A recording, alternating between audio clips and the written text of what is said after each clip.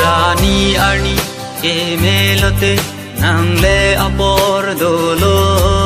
pute wang kanang ni dunga Rani arni ke melote nangle apor dolo pute wang kanang ni dunga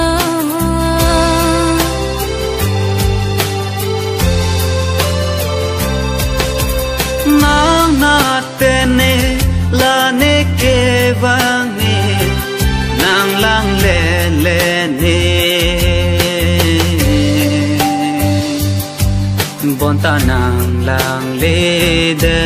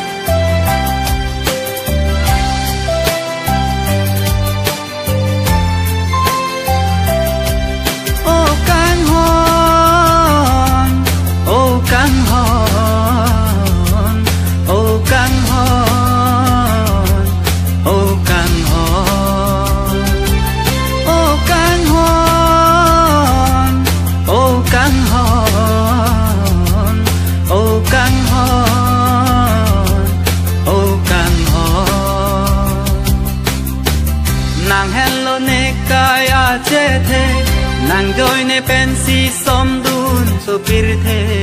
ne som dun lo ne sengarong ave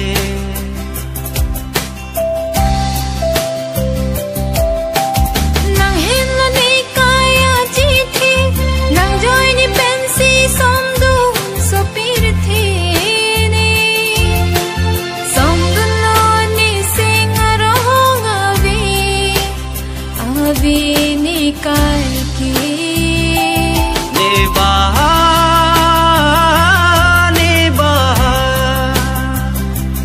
kelang no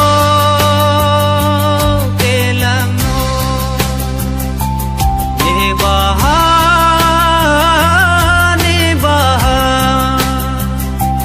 kelang no wa joy ne ke melote nangle apor dolo pute wang kanang ni dunga Rani arni ke melote nangle apor dolo pute wang kanang ni dunga